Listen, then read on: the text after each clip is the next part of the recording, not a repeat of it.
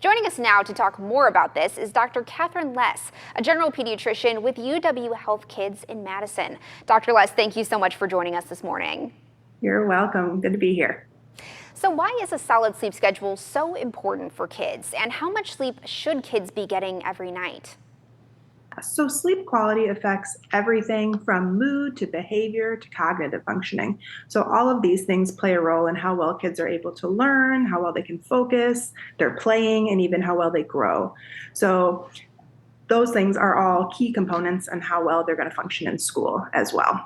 So, as far as how much time they should be getting, the elementary school kids should typically be getting somewhere between 9 to 11 hours, while the teenagers are going to be somewhere in that 8 to 10 hour range. Gotcha. And how can parents start preparing their kids for the start of the school year? Absolutely. So, obviously, a lot of times sleep schedules shift around a little bit in the summer with later bedtimes and things like that. So, trying to get back onto a school year schedule before the school year actually starts can make that back to school transition much smoother. So, about a week or two before school starts, parents can slowly start changing those bedtimes back earlier a bit. The way that we sometimes recommend to do it is in about 15-minute increments. So put them to bed about 15 minutes earlier than normal and then shift their wake up time about 15 minutes earlier in the morning time. And then you can do that every night to every couple of nights until you're back on the schedule that you want them to be on when the school year starts. And lastly, what other general sleep tips do you recommend?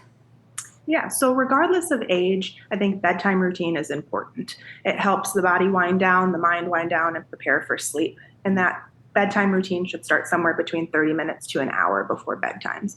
And for little kids, that could be something like bath time, brushing teeth, jammies, snuggling up and reading some books before bed. And then it can be a little bit more independent for the older kids to where they can shower, wash their face, anything like that, and then going to bed and having some, quiet reading time for 30 minutes or so before they go to sleep. And then one other thing that can be super helpful is minimizing screen times in the hour before going to bed. So limiting, phones, tablets, TVs, those sorts of things to really help the body wind down.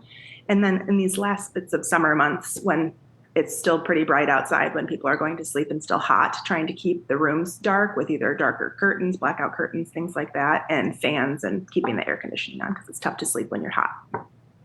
All right. Well, thank you again so much for joining us this morning, Dr. Less, and for sharing your advice with parents.